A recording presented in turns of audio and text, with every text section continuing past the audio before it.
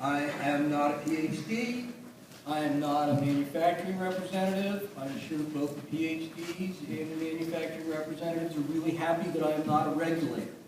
I'm a person with type 2 diabetes. I'm a parent of 2 teenagers with type 1 diabetes. So like Christelle and Caitlin, my interest in safety is anything but academic.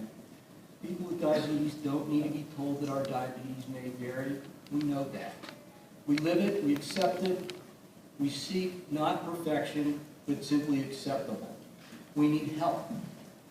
We need the FDA to use its enforcement powers to protect us from the unacceptable. We might need to measure what the unacceptable is. I know the FDA can use their powers for good. Since the beginning of August, FDA has issued 39 recalls, mostly for food products. For example, cilantro was recalled in the Midwest a few weeks ago because it could potentially, I'm going to quote the FDA recall here, cause serious and sometimes fatal infections. When it's put that way, I'm pretty happy it wasn't on my nachos. None of those 39 recalls appear to be related to diabetes.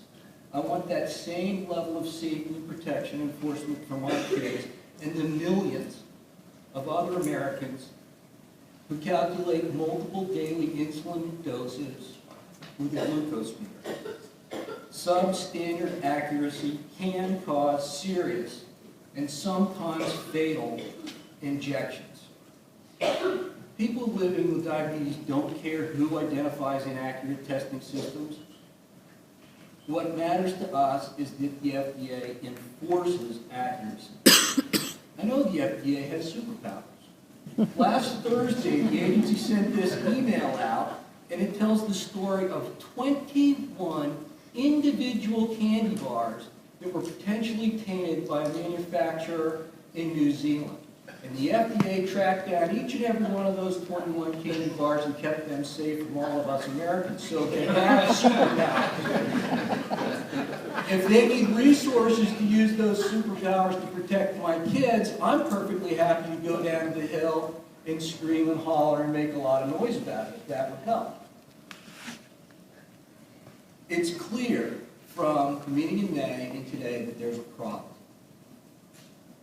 We know that there are devices that are as unsafe as tainted cilantro. We need to get them off the market. It's not acceptable to fail them. I have 2 kids with type 1, 2 teens. Who's got teens? Come on, let's have a raise here. Who's got teens? How easy is it to get them up in the morning? Not easy at all. So here's why glucose accuracy matters to me. I want to know that my kids will get up in the morning. That the insulin they took the night before was the proper amount and they don't die in bed, and that happens all too often in this country. We need to treat inaccurate meters the same way we treat candy bars and cilantro. Get it off the market. This is a great tool to help us do that. It was clear from the panel discussion before that this is just the first step. It's going to need to be mandatory. I'm not interested in some kind of inside the beltway, cover your, sorry Larry, talking point. I want to protect my kids, hundreds of thousands of other teenagers with type 1 diabetes. 85% of the people with type 1 diabetes in this country aren't cute little kids on GADRF posters. They're adults. They need protection too. This is a great step towards that.